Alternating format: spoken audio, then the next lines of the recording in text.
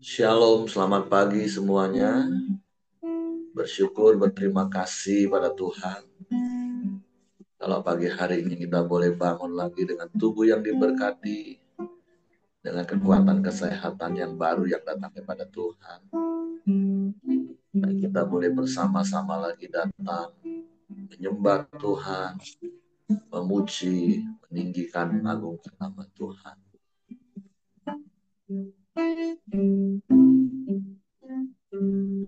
Bapa, kami bersyukur, kami berterima kasih kepadamu pagi ini. Kalau kami boleh menikmati sepanjang malam tidurnya yang kau berkati. Dan pagi hari ini kami boleh bangun lagi dengan tubuh yang diberkati, dengan kekuatan kesehatan yang baru yang datang daripada Tuhan. Menikmati hari baru yang kau jadikan. Bahkan kami bersyukur kalau kami boleh mengawali hari yang baru dengan kami boleh memujimu, menyembahmu di dalam hadirat. Sebab itulah yang terindah dalam hidup. Sebab itu pagi hari ini kami mau bersyukur kepadamu dengan rasa haus akan Engkau. Seperti rusa yang rindu akan aliran sungai. Demikianlah jiwa kami rindu akan Engkau. Bahkan di sepanjang hari-hari kami. Sebab Engkaulah kekuatan bagi kami. Engkaulah segalanya bagi kami.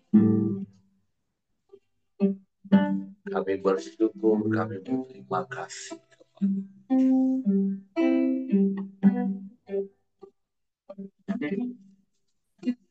Seperti rusa rindu sungaimu, jiwaku rindu Engkau. Kaulah Tuhan hasrat hatiku, ku rindu menyembahmu. Seperti rusa rindu sungaimu, jiwaku rindu Engkau. Allah Tuhan hasrat hatiku, rindu menyembahmu. Engkau kekuatan dan perisaiku, kepadamu Rohku berserah. Allah Tuhan hasrat hatiku, ku rindu menyembahmu. Yesus, Yesus,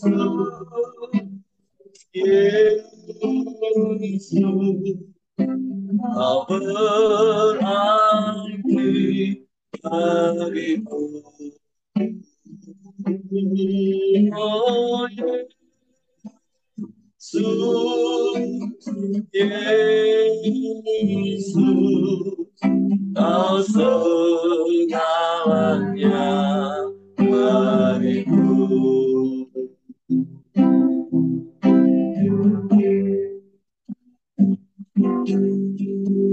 Seperti rusa rindu sungaimu, jiwaku rindu Engkau. Allah Tuhan hasrat hatiku rindu menyambamu.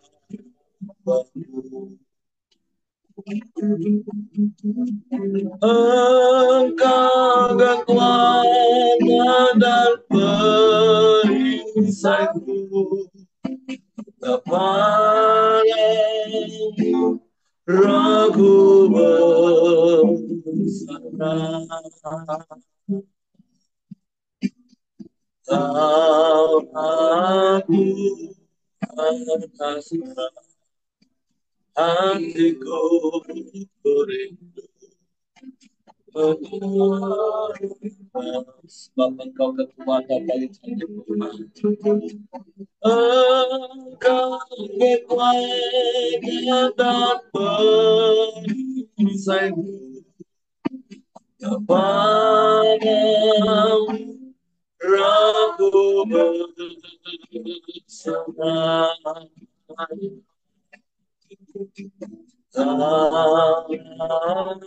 Tuhan hasrat hatiku rindu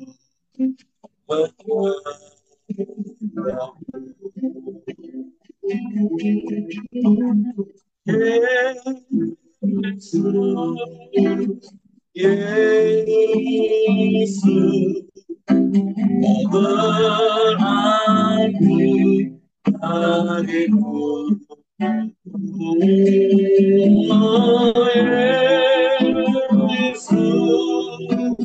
Yesus, Kau segalanya bagiku. Yesus, Yesus, Yesus, Yesus, Kau berarti bagiku.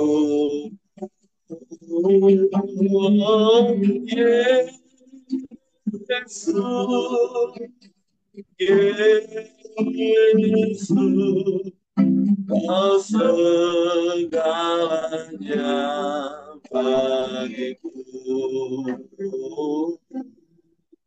Kau segalanya bagiku. Kau segalanya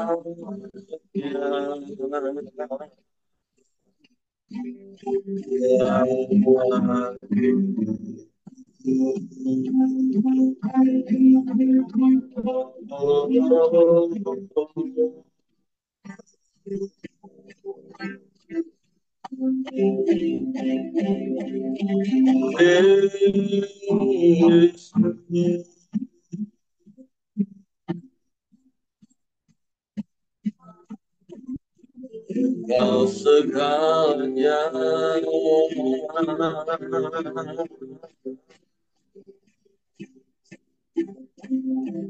Kau yang terutama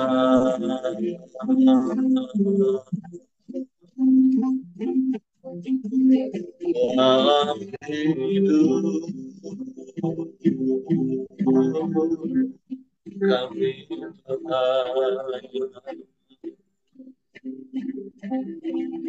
Engkau segalanya,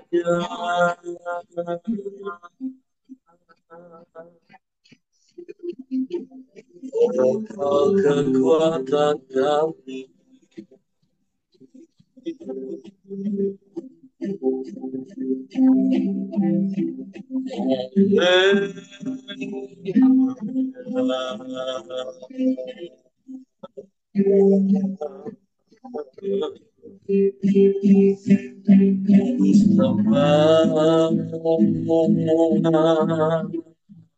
Kami puji, kami tinggikan namamu, Yesus.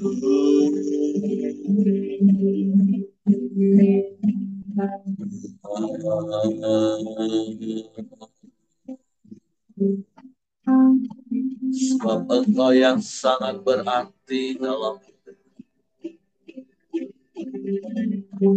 Engkau yang terutama dalam hidup. Engkau segalanya bagi kami.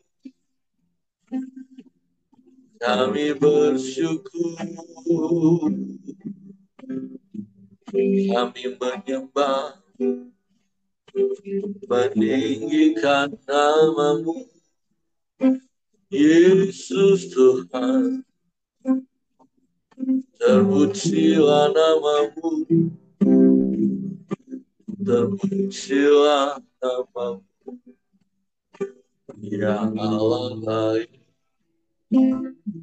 sungguh baik, teramat baik. Tiada yang seperti-Mu, tiada yang lain, hanya Engkau. Kami menyembah, kami memuji, meninggikan nama Yesus Tuhan. Haleluya, haleluya, haleluya. Sebab hanya Engkau yang kami rindukan. Sebab hanya Engkau yang kami nanti-nantikan. Sebab Engkau satu-satunya dan Engkau segalanya bagi kami. Sebab di dalam-Mu ada segala yang kami perlu. Engkau lebih dari cukup bagi kami. Terima kasih. Yang sangat berarti. Engkau segalanya bagi kami. Kami aman di dalam-Mu. Kami tenang di dekat-Mu, Yesus Tuhan. Satu kami bersyukur kepada-Mu, memuji, meninggikan Engkau, Yesus Tuhan, Yesus Tuhan. Ya Allah baik, sungguh baik, teramat baik, selamanya Kau baik.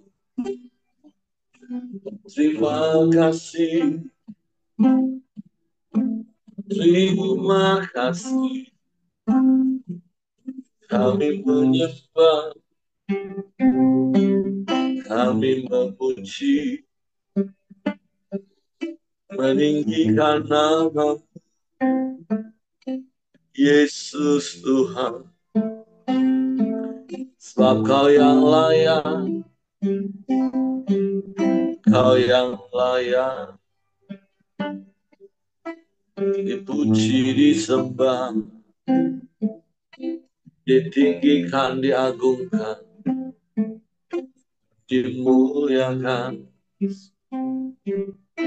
selamanya, selamanya, selamanya. Haleluya, haleluya, haleluya, haleluya. Terpujilah nama-Mu, terpujilah nama-Mu. Terpujilah nama Yesus Tuhan. Terpujilah nama, terpujilah namamu, ya Allah baik, sungguh baik, teramat baik. Haleluya, haleluya. Syukur bagimu, syukur bagimu. Terpujilah namamu,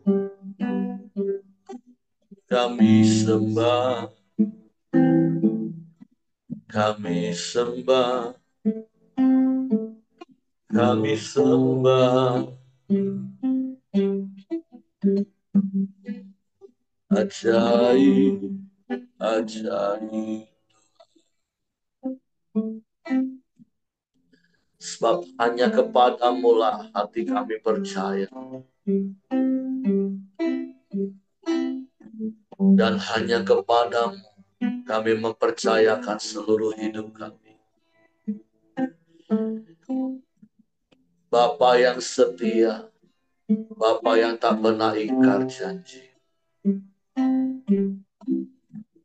Daripadamu lah datangnya pertolongan kami.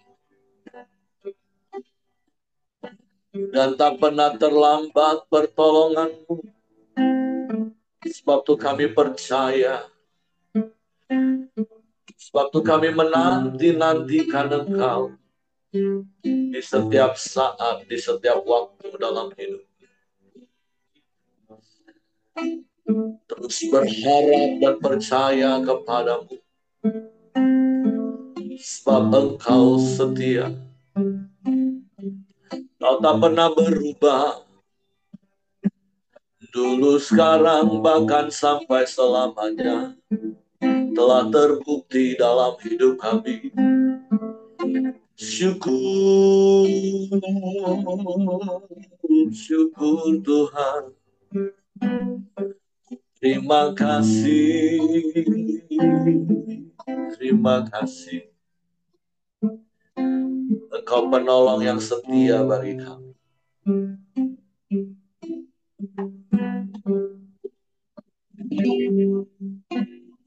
Penolong yang selalu setia,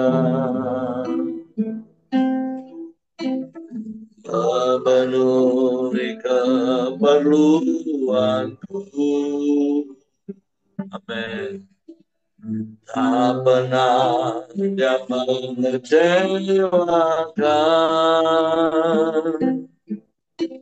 Yesusku tak pernah gagal. Penolong yang setia, penolong yang selalu setia. Memenuhi keperluanku.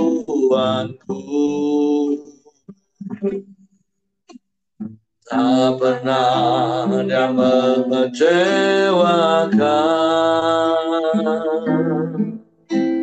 Yesusku tak pernah gagal.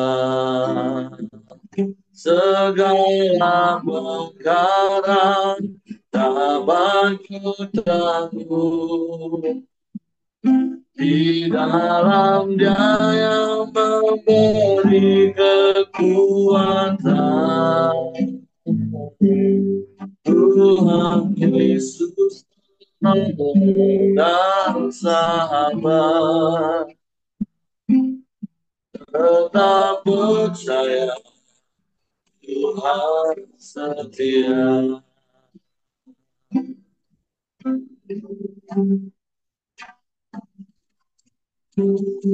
Penolong yang selalu setia. Amin, amin.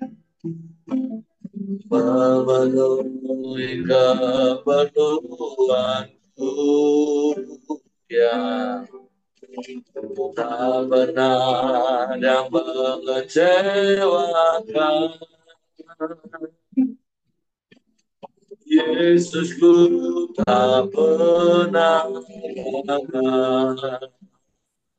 Segala perkara dapat ku tanggung di dalam Dia yang memberi kekuatan. Tuhan Yesus menolong dan sahabat, tetap percaya Tuhan setia. Segala perkara dapat ku tanggung di dalam Dia yang memberi kekuatan. Tuhan Yesus menolong dan sahabat, tetap percaya Tuhan setia. Tetap percaya Tuhan setia. Tetap percaya Tuhan setia.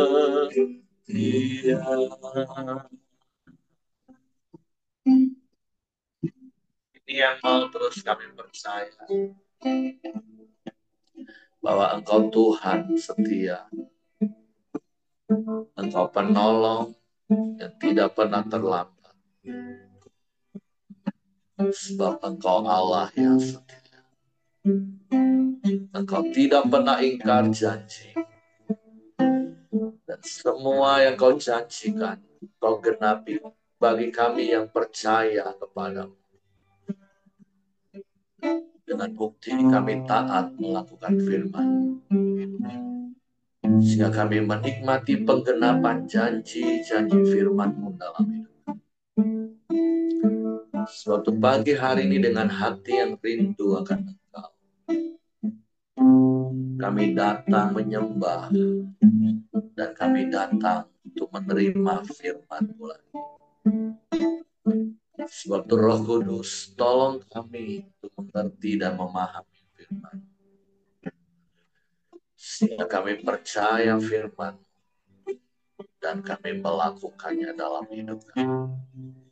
Sehingga kami menikmati penggenapan janji-janji firman dalam hidup kami.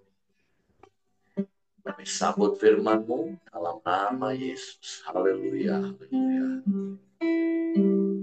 Amin. Oke, silakan Kak Buyung. Oke, shalom semua, selamat pagi. Oh, Bersyukur ya, bangun dengan tubuh yang sehat. Kasih juga buat Pak Eri dan teman-teman, kasih kesempatan untuk boleh sharing pagi ini. Nah, pagi ini kita masuk di Lukas 8, ayat 1-5, 6, cukup panjang ya. Saya akan bacakan dengan cepat dengan 7 perikop. Saya mulai dengan perikop pertama, perempuan-perempuan yang melayani Yesus. Tidak lama sesudah itu, Yesus berjalan berkeliling dari kota ke kota, dan dari desa ke desa memberitakan Injil Kerajaan Allah. Kedua belas muridnya bersama-sama dengan dia dan juga beberapa orang perempuan yang telah disembuhkan dari roh-roh jahat atau berbagai penyakit, yaitu Maria yang disebut Magdalena yang telah dibebaskan dari 7 roh jahat, Yohana istri Guza, bendahara Herodes, Susana dan banyak perempuan lain. Perempuan-perempuan ini melayani rombongan itu dengan kekayaan mereka. Di paragraf pertama ini yang saya dapat kita lihat bahwa Yesus itu melayani bersama murid-muridnya, termasuk di sini juga ada peran penting wanita di dalam pelayanan Yesus itu sendiri. Dan para perempuan itu, beberapa perempuan itu melayani Yesus dari harta mereka sendiri. Mereka adalah wanita yang disebut Magdalena, yaitu Yohana istri Kuza juga, dan Susana. Mereka ada beberapa contoh dari wanita yang ikut berperan dalam pelayanan Yesus. di situ kita lihat pentingnya pelayanan dan pengikut Kristus serta peran semua orang percaya di dalam memberitakan Injil dan melayani Tuhan itu sendiri. Perikop kedua, perumpamaan tentang seorang penabur. Ketika ketika orang banyak berbondong-bondong datang, yaitu orang-orang yang dari kota ke kota menggabungkan diri pada Yesus, berkatalah ia dalam suatu perumpamaan.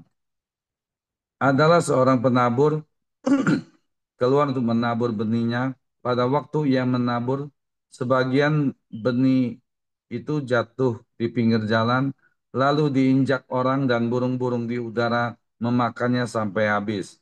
Sebagian jatuh di tanah yang berbatu-batu, dan setelah tumbuh, ia menjadi kering karena tidak mendapat air.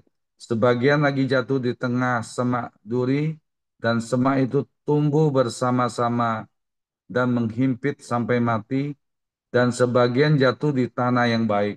Dan setelah tumbuh berbuah 100 kali lipat, setelah berkata demikian, Yesus berseru, siapa mempunyai telinga untuk mendengar, hendaklah ia mendengar. Murid-muridnya bertanya kepadanya, apa maksud perumpamaan itu? Lalu ia menjawab, kepadamu diberi karunia untuk mengetahui rahasia kerajaan Allah. Tetapi kepada orang-orang lain hal itu diberitakan dalam perumpamaan, supaya sekalipun memandang mereka tidak melihat, dan sekalipun mendengar mereka tidak mengerti. Inilah arti perumpamaan itu. Benih itu ialah firman Tuhan Allah, yang jatuh di pinggir jalan itu ialah orang yang telah mendengarnya, kemudian datanglah iblis lalu mengambil firman itu dari hati mereka supaya mereka jangan percaya dan diselamatkan. Yang jatuh di tanah berbatu-batu ialah orang yang telah mendengar firman itu, menerimanya dengan gembira, tetapi mereka itu tidak berakar. Mereka percaya sebentar saja dan dalam masa pencobaan mereka murtad. Yang jatuh di dalam semak duri ialah orang yang telah mendengar firman itu, dan dalam pertumbuhan selanjutnya mereka terhimpit oleh kekhawatiran dan kekayaan dan kenikmatan hidup, sehingga mereka tidak menghasilkan buah yang matang. Yang jatuh di tanah yang baik itu ialah orang yang setelah mendengar firman itu menyimpannya dalam hati yang baik dan mengeluarkan buah dalam keteguhan. Di Lukas 8 ini, di perikop kedua ini sudah sering kita lihat, di camp juga kita dapat bahwa di dalam perumpamaan ini ada 4 jenis tanah, dan benih itu sendiri yang tadi disampaikan itu adalah firman Tuhan yang kita dengar. Jadi di sini ada 4 jenis tanah. Tanah pertama itu tanah pinggir jalan. Mungkin nanti teman-teman bisa baca lebih lebih jelas lagi, lebih teliti lagi. Yaitu tanah pinggir jalan itu pada saat kita mendengar firman Tuhan, kemudian datanglah iblis lalu mengambil firman itu dari dalam hati mereka, supaya mereka jangan percaya dan diselamatkan. Yaitu tanah kedua itu tanah yang berbatu-batu. Yaitu orang yang telah mendengar firman, menerima dan dengan gembira, tetapi mereka tidak berakar, mereka percaya sebentar saja, dan dalam masa pencobaan mereka itu murtad. Tanah ketiga, tanah semak duri. Ialah orang telah mendengar firman, di dalam pertumbuhan selanjutnya mereka terhimpit oleh kekhawatiran dan kekayaan dan kenikmatan hidup, sehingga mereka telah menghasilkan buah yang matang. Nah, tanah yang baik yaitu adalah orang yang setelah mendengar firman Tuhan menyimpannya dalam hati yang baik dan mengeluarkan buah dalam ketekunan. Nah, dari keempat jenis tanah ini, yang Tuhan mau itu kita menjadi seperti tanah jenis keempat, yaitu kita mendengar firman Tuhan, kita menyimpannya dengan hati yang baik dan menghasilkan buah dalam kehidupan kita sehari-hari. Dan dengan demikian kita dapat mengalami pertumbuhan rohani dan kematangan di dalam iman dan mengenal Tuhan dengan baik. Perikop ketiga, perumpamaan tentang pelita. Tidak ada orang yang menyalakan pelita lalu menutupinya dengan tempayan atau menempatkannya di bawah tempat tidur, tetapi ia menempatkannya di atas kaki Dian, supaya semua orang yang masuk ke dalam rumah dapat melihat cahayanya. Sebab tidak ada sesuatu yang tersembunyi yang tidak dinyatakan, dan tidak ada sesuatu yang rahasia yang tidak akan diketahui dan diumumkan. Karena itu perhatikanlah cara kamu mendengar, karena siapa yang mempunyai kepadanya akan diberi, tetapi siapa yang tidak mempunyai kepadanya akan diambil. Juga apa yang dianggap ada padanya. Di perikop ketiga ini perumpamaan tentang pelita, yaitu mengajarkan saya dan setiap kita bahwa pelita yang telah kita terima dari Tuhan tidak boleh kita sembunyikan, tetapi harus kita sebarkan agar orang lain dapat melihat dan memuliakan Tuhan.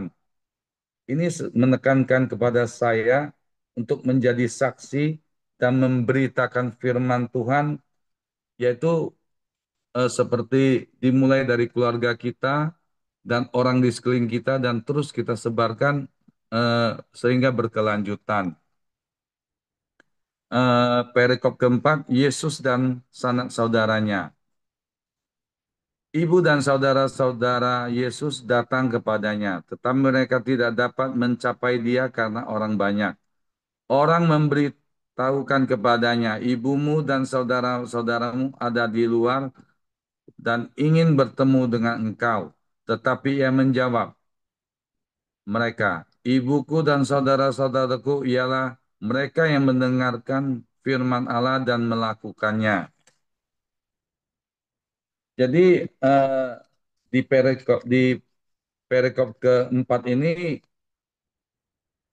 hubungan keluarga rohani eh, lebih penting dari jasmani ya. Karena Yesus menekankan bahwa hubungan keluarga rohani lebih penting daripada hubungan keluarga jasmani.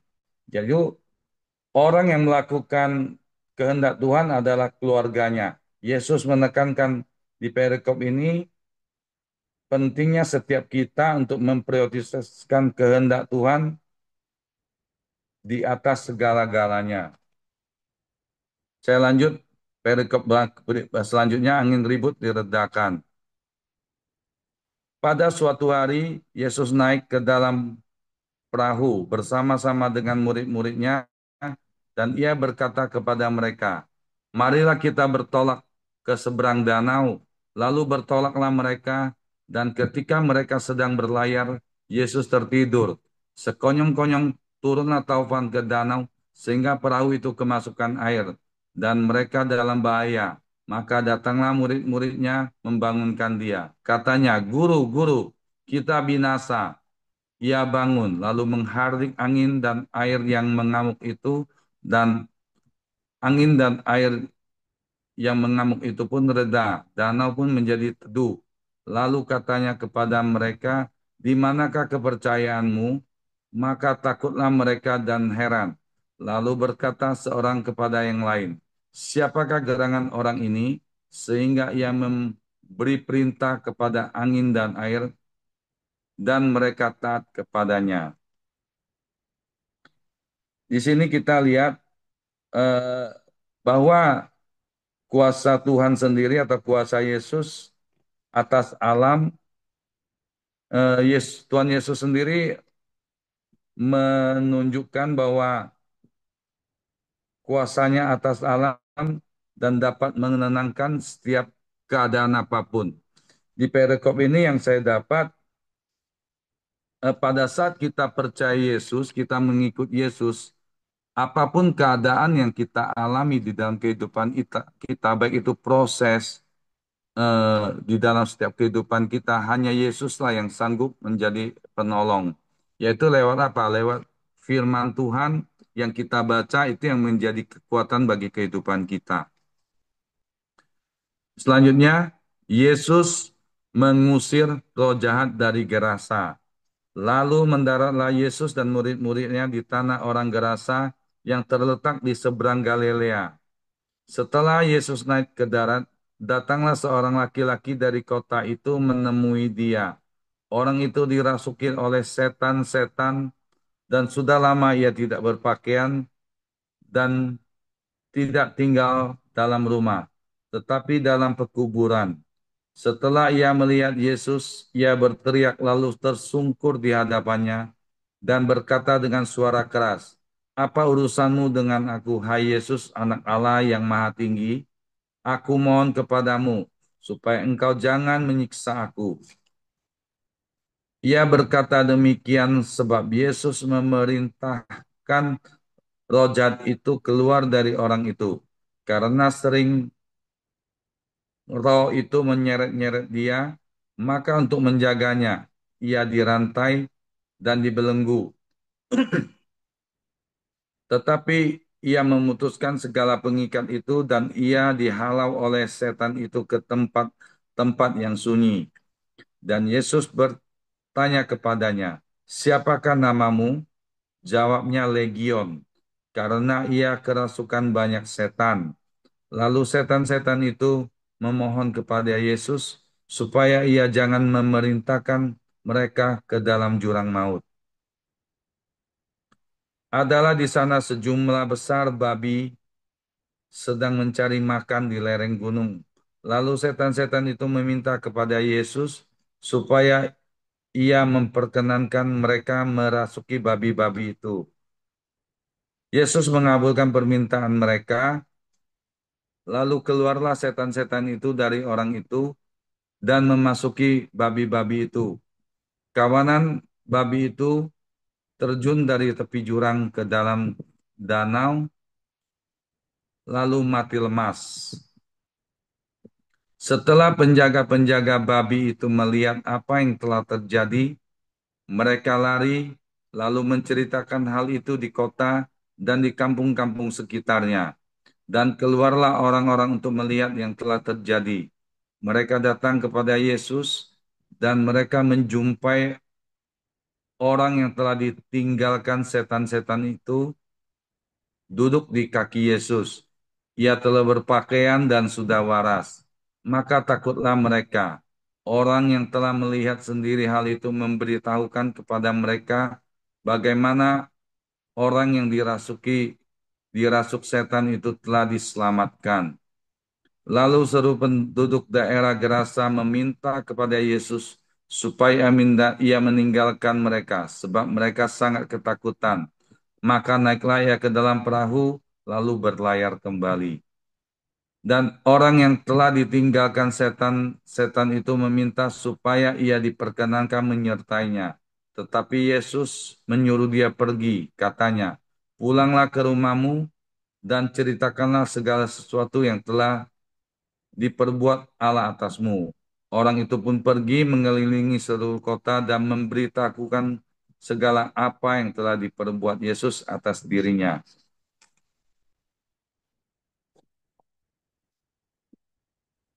Di sini Yesus kita lihat luar biasa lagi, yaitu apa? Selain tadi yang telah dilakukan, yaitu eh, meredakan angin ribut, Yesus juga di sini mengusir roh jahat mengusir roh jahat di Gerasa, yaitu kuasa Tuhan luar biasa mengusir setan dari orang laki-laki yang kerasukan, yaitu Yesus bukan saja eh, mengusir tapi juga menyembuhkan dan membebaskan orang yang kerasukan itu sendiri serta menyembuhkan dan pada saat orang itu akan mengikut dia, Yesus melarang dia dan mengutus dia untuk memberitakan dan menjadi saksi bagi Tuhan Yesus sendiri. Selanjutnya, Yesus membangkitkan anak Yairus dan menyembuhkan seorang perempuan yang sakit pendarahan. Ketika Yesus kembali, orang banyak menyambut dia, sebab mereka semua menanti-nantikan dia. Maka datanglah seorang yang bernama Yairus, Ia adalah kepala rumah ibadat. Sambil tersungkur di depan kaki Yesus, ia memohon kepadanya supaya Yesus datang ke rumahnya karena anaknya perempuan yang satu-satunya yang berumur kira-kira 12 tahun hampir mati. Dalam perjalanan ke situ Yesus didesak-desak oleh orang banyak. Adalah seorang perempuan yang sudah 12 tahun menderita pendarahan dan tidak berhasil disembuhkan oleh siapapun. Ia maju mendekati Yesus dari belakang dan menjamah jumbai jubahnya, dan seketika itu juga berhentilah pendarahannya. Lalu kata Yesus, "Siapa yang menjamah aku?" Dan karena ia tidak mengakuinya, berkatalah, dan karena tidak ada yang mengakuinya, berkatalah Petrus, "Guru, orang banyak mengerumuni dan mendesak engkau." Tetapi Yesus berkata, "Ada seorang yang menjamah aku. Aku merasa ada kuasa keluar dari diriku." Ketika perempuan itu melihat bahwa perbuatannya itu ketahuan, ia datang genang gemetar, tersungkur di depannya, dan menceritakan kepada orang banyak apa sebabnya ia menjamah dia, dan bahwa ia seketika itu juga menjadi sembuh. Maka katanya kepada perempuan itu, "Hai anakku, imanmu telah menyelamatkan engkau. Pergilah dengan selamat." Ketika Yesus masih berbicara, datanglah seorang dari keluarga kepala rumah ibadat itu dan berkata, "Anakmu sudah mati. Jangan lagi engkau menyusahkan guru." Tetapi Yesus mendengarnya dan berkata kepada Yairus, "Jangan takut, percaya saja, dan anakmu akan selamat." Setibanya di rumah Yairus, memperbolehkan Yesus tidak memperbolehkan seorang pun ikut masuk dengan dia, kecuali Petrus, Yohanes, dan Yakobus, dan ayah anak itu serta ibunya. Semua orang menangis dan meratapi anak itu. Akan tetapi Yesus berkata, "Jangan menangis. Ia tidak mati, tetapi tidur." Mereka menertawakan dia, karena mereka tahu bahwa anak itu telah mati. Lalu Yesus memegang tangan anak itu dan berseru, katanya, "Hai anak, bangunlah." Maka kembalilah roh anak itu, dan seketika itu juga ia bangkit berdiri. Lalu Yesus menyuruh mereka memberi anak itu makan, dan takjublah orang tua anak itu, tetapi Yesus melarang mereka memberitakan kepada siapapun juga apa yang terjadi. Apa yang terjadi itu. Di perikop terakhir ini kita lihat Yesus bukan saja menyembuhkan orang yang kerasukan, apa, meredakan itu, tetapi Yesus sendiri begitu dahsyat. Selain hal tersebut di atas tadi, dia juga menyembuhkan perempuan yang sudah 12 tahun sakit pendarahan dan sudah kemana-mana tidak dapat disembuhkan. Jadi di sini yang saya dapat, pada saat kita sakit, se- seberat apapun vonis dokter, sekalipun tidak ada pengharapan, seperti apa yang pernah saya alami, tetapi percayalah, Tuhanlah tabib, dokter yang sakti, hanya kepadanya lah yang dapat menyembuhkan segala sakit penyakit kita, walaupun Tuhan apa manusia atau dokter bilang kita sudah tidak dapat sembuh gitu loh. Jadi seberat apapun sakit yang kita alami, datanglah kepada Yesus karena dialah satu-satunya. Dan juga apa yang saya alami itu pada saat saya sakit, pada saat saya melayani orang sakit, Yang terpenting itu bukan kesembuhan jasmani yang kita harapkan, tetapi pada saat kita, walaupun sekali kita sakit, kita dipanggil Tuhan, kita tahu kita itu akan kemana gitu. Itu hal terpenting sih yang saya dapat di poin ini, apa yang saya alami gitu loh. Jadi setiap kita, tubuh kita ini kan pasti akan binasa. Cuman masanya itu ya kalau menurut Alkitab 70 tahun, tapi ternyata sekarang ada yang 40 tahun, 39 tahun juga selesai gitu loh. Jadi yang terpenting dalam kehidupan kita yang saya rasakan itu pada saat kita, tubuh kita binasa, tubuh kita mengalami sakit, roh kita itu pada saat kita dipanggil Tuhan itu kita kemana? Itu yang paling penting yang saya itu. Hal kedua ini juga kita lihat Yesus juga menyembuhkan anak Yairus yang mati. Jadi orang mati aja bisa dibangkitkan atau disembuhkan, apalagi cuma sakit penyakit. Di sini yang Yesus tekankan juga kita harus apa? Punya iman. Karena orang yang sakit pendarahan itu, perempuan itu sendiri, dengan menjamah jubah Yesus saja dia disembuhkan gitu loh. Jadi hal yang saya dapat dari Lukas 8 ayat 1 sampai 56 ini yang saya simpulkan itu bahwa pentingnya iman, percaya, dan kita harus melakukan kehendak Tuhan dalam setiap kehidupan kita sehari-hari dengan mempercayai dan mengikut Yesus. Setiap kita pasti dapat mengalami kuasa Tuhan di dalam kehidupan setiap kita. Itu yang saya dapat Pak Eri. Mungkin teman-teman ada dapat sesuatu bisa di-sharekan di sini. Terima kasih Tuhan Yesus memberkati. Oke, terima kasih untuk Pak Boyong buat sharing firman Tuhan pagi hari ini. Mari terus jaga hati kita, biarlah kita terus mendengar firman, firman Kristus, firman yang diurapi, karena dalam perenungan kita dipimpin Roh Kudus, sehingga itu melahirkan iman yang benar dalam hidup kita, sehingga dalam segala situasi, dalam segala keadaan, iman kita itu mengalahkan dunia ini. Karena kalau tadi kita baca juga bagaimana ketika Yesus mau ke Gerasa pun, iblis berusaha menghalang-halangi dengan apa? Dengan badai di tengah danau. Karena iblis tahu ketika Yesus datang, mereka pasti akan dikalahkan. Makanya iblis selalu berusaha menghalangi kita, menjatuhkan kita.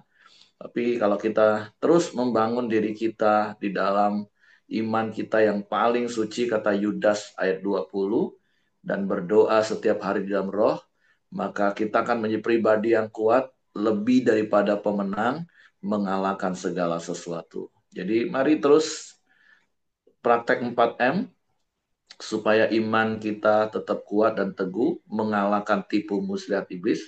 Bahkan sampai Yesus datang kali yang kedua, Yesus katakan, apakah dia mendapati iman di bumi? Dan doa kita adalah Yesus tetap mendapati iman itu dalam hidup kita. Nah, ada hal menarik yang ingin saya tambahkan di dalam perikop yang pertama, tentang perempuan-perempuan yang melayani Yesus dan rombongannya itu dengan kekayaan mereka. Nah, ini yang harus kita mengerti, dan saya percaya setiap kita sudah ngerti dan sudah paham. Artinya saya percaya saya sedang berhadapan dengan Bapak Ibu, orang-orang yang tidak alergi dengan uang kalau disinggung di gereja. Karena memang dari kisah ini kita tahu yang namanya pelayanan itu perlu disupport dengan yang namanya keuangan. Karena nggak mungkin pelayanan itu nggak disupport dengan keuangan. Jadi jangan alergi kalau gereja ngomong soal uang. Bahkan Yesus beberapa kali memberikan perumpamaan, bahkan lebih banyak prosentase perumpamaan yang Yesus berikan itu berkaitan dengan uang. Nah, cuman memang yang perlu kita perhatikan jangan sampai kita menjadi seperti banyak orang yang mempunyai pikiran yang picik. Kalau dengar gereja sudah ngomong soal uang, dia selalu ngomong uang lagi, uang lagi, uang lagi. Karena ada begitu banyak orang yang salah konsep. Dipikir ke gereja cari Tuhan itu untuk cari uang. Makanya doanya konsepnya kan minta uang terus, minta berkat terus sama Tuhan. Jadi ketika dimintai uang untuk pekerjaan Tuhan, dia nggak senang. Karena konsep yang ada di hatinya ke gereja cari Tuhan itu untuk cari uang. Seperti cari pesugihan. Nah, itu jangan sampai ada konsep itu. Nah, rotasi yang benar itu adalah ketika kita mengasihi Tuhan, kita melakukan firman Tuhan, kita setia dalam perkara kecil, maka Tuhan akan memberikan kepada kita perkara yang besar. Dan salah satunya kita akan dipercaya menjadi bendaharawan-bendaharawannya Tuhan. Ingat, segala sesuatu itu dari Dia, oleh Dia, kepada Dia, bagi Dialah kemuliaan. Kita harus percaya Tuhan itu memberkati hidup kita, dan sebagian dari apa yang Tuhan percayakan kepada kita, yaitu untuk dikelola, baik untuk pribadi kita. Makanya saya selalu sampaikan doa untuk orang-orang diberkati Tuhan. Tuhan berkati lumbung perbendaharaan umatmu. Supaya apa? Supaya mereka kelola dengan bijak, mereka dapat nikmati dengan sukacita. Dan yang ketiga, jangan lupa, supaya mereka dapat menyalurkannya dengan sukarela. Karena itu rotasi yang benar dalam hidup. Nah, tapi orang-orang berpikir picik, nggak pakai rotasi. Mereka cuma satu arah, pokoknya Tuhan harus beri aku duit. Tuhan harus berkati aku. Sehingga dia seperti laut mati. Mau terima, tapi nggak mau keluar.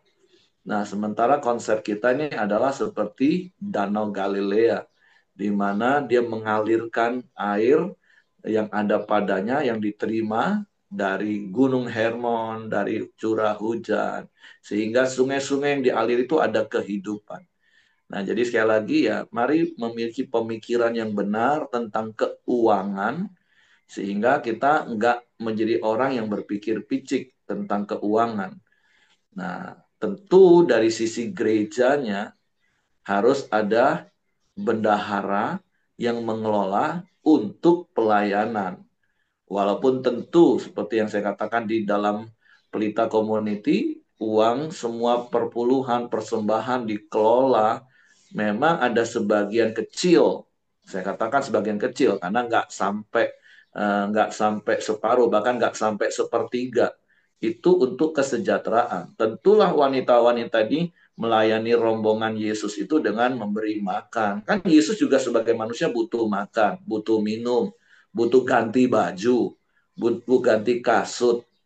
Kan mereka bukan dalam konteks seperti bangsa Israel 40 tahun di padang gurun yang firman Tuhan katakan kasutnya nggak rusak-rusak, bajunya nggak ganti-ganti.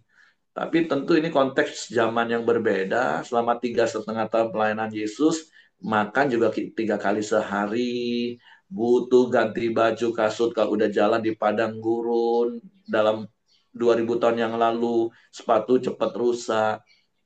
Nah, jadi sekali lagi intinya, mari memiliki sikap hati yang benar terhadap uang. Karena sekali lagi, uang itu akan jadi hamba yang baik dan setia. Tapi kalau sampai dia menjadi tuan atas hidup kita, dia akan menjadi tuan yang jahat, mengendalikan hidup kita, sehingga kita menjadi orang yang jahat juga. Makanya dari kisah ini kita belajar bahwa apa yang kita terima dari Tuhan, itu Tuhan percayakan untuk kita kelola, untuk kita nikmati, tapi tentu sebagian juga untuk kita salurkan. Minimal kita belajar mengembalikan 10% dari apa yang Tuhan beri. Bahkan lebih daripada itu sih sebenarnya. Dari perpuluhan, terus kita masih memberi persembahan, kita menabur dari banyak hal. Dan sekali lagi saya melihat dengan mata kepala dan kami mengalami, ketika kita punya hati yang benar tentang keuangan, Tuhan berkati hidup kita. Karena ketika kita bisa dipercaya oleh Tuhan, Tuhan akan mempercayakan lebih lagi dalam hal keuangan. Karena sekali lagi, pelayanan itu butuh uang. Jadi jangan alergi dengan yang namanya uang, Bapak Ibu. Dan dengan sikap hati yang benar bahwa semua itu dari Tuhan, dipercayakan kepada kita, sekali lagi untuk kita kelola dengan bijak, untuk kita nikmati, bukan berarti Bapak Ibu, wah untuk gereja terus, enggak. Bapak Ibu nikmati berkat Tuhan itu. Makanya kelola dengan bijak, nikmati dengan sukacita, salurkan dengan sukarela. Seperti perempuan-perempuan yang mengiringi pelayanan Yesus dengan kekayaan mereka. Jadi saya percaya Bapak Ibu adalah orang-orang yang mempunyai sikap hati yang benar tentang uang, bukan dikendalikan oleh uang, tapi Bapak Ibu mengendalikan uang itu dengan baik, dengan mengelolanya, dengan menikmatinya, bahkan dengan menyalurkannya untuk pekerjaan Tuhan. Oke, itu saja yang saya tambahkan. Terima kasih. Kalau mungkin ada di antara Bapak Ibu yang mau menambahkan, didapat apa dari yang Bapak Ibu dapat, silakan. Oke, kalau tidak ada, Pak Yosya yang pimpin doa ya. Ya, Oke, nanti Pak Yosya doa syafaat dan akan ditutup oleh Pak Buyung. Oke, silakan Pak. ya kita bersatu, kita sepakat berdoa pada pagi hari ini.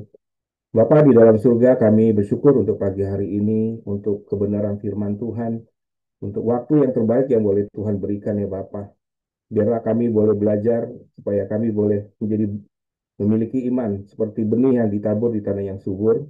Kami meresponnya dengan melakukan firman Tuhan ya Bapa, sehingga iman yang benar bisa mengalahkan dunia. Kami juga sudah belajar bagaimana wanita-wanita yang boleh melayani Engkau 2000 tahun yang lalu dengan harta, dengan sumber daya yang mereka miliki ya Bapa. Dan Engkau juga mengajarkan supaya terang kami tidak disembunyikan, tetapi semua orang bisa melihat bagaimana iman kami, bagaimana buah dari iman kami ya Bapa, yaitu kemurahan hati. Dan ajari kami juga Bapak untuk menjadi pengelola yang baik, sebagai penata layanan yang baik, dan menjadikan uang itu sebagai hamba yang baik ya Bapak. Terima kasih Bapak untuk Pak Buyung yang sudah menyampaikan firman Tuhan. Tuhan berkati Pak Buyung, berkati setiap usaha pekerjaan, berkati keluarga, berkati juga pelayanannya ya Bapak. Tuhan kau pakai dia terus lebih-lebih lagi Bapak ya. Bapak di surga, kami juga teringat untuk saudara-saudara kami. Kami berdoa juga untuk kesehatan Pak Ongko. Tuhan di dalam surga, Engkau yang boleh menjamah sakit penyakit. Engkau adalah penyembuhnya ya Bapak ya. Kami berdoa supaya Tuhan tetap eh, berikan kekuatan, berikan imannya Bapak, supaya tumbuh terus percaya kepada Engkau. Dan kami berdoa juga untuk setiap orang-orang yang sudah dipercaya untuk merawat, dokter, keluarga, Engkau berkati semuanya ya Bapak.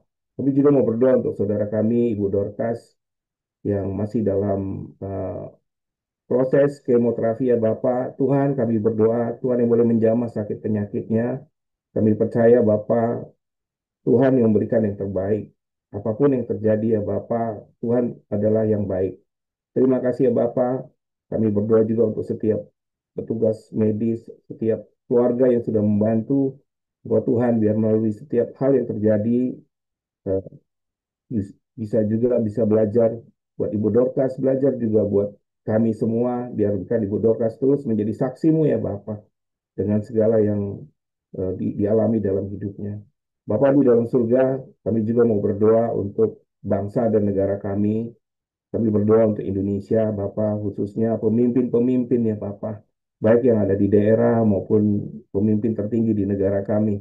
Kami berdoa supaya ada hikmat Tuhan, penyertaan Tuhan, ada belas kasihan sebagai pemimpin ya Bapak buat bangsa dan negara. Kami berdoa juga untuk setiap perekonomian. Kami berdoa untuk setiap pemimpin-pemimpin di dalam gereja ya Bapak. Kau tetap pakai hamba-hambamu sekalipun di dalam kondisi yang kurang baik. Kami percaya bahwa kuasa Tuhan, penyertaan Tuhan, firman Tuhan itu seperti benih yang boleh tumbuh, yang boleh tabur sehingga setiap orang boleh melihat bagaimana anak-anak Tuhan boleh berdiri di tengah-tengah bangsa ini ya Bapak.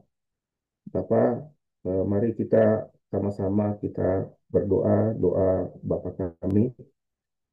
Bapa kami yang di surga, dikuduskanlah namamu, datanglah kerajaanmu, jadilah kehendakmu di bumi seperti di surga.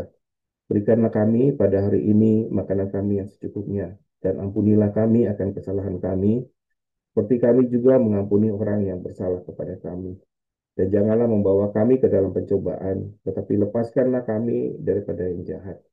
Karena Engkau lah yang punya kerajaan dan kuasa dan kemuliaan sampai selama-lamanya.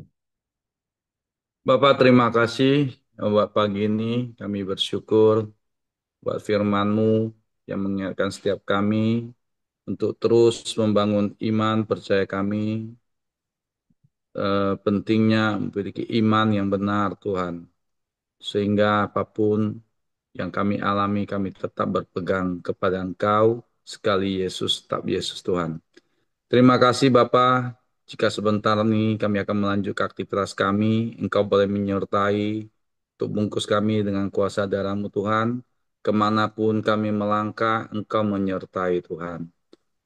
Terima kasih Tuhan. Biarlah kasih karunia Tuhan, damai sejahtera anugerah Tuhan tercurah atas hidup setiap kita, mulai saat ini sampai selama-lamanya. Hanya di dalam nama Yesus, kami mengucap syukur dan berdoa. Amin. Oke, semangat pagi, selamat beraktivitas. Tuhan Yesus memberkati.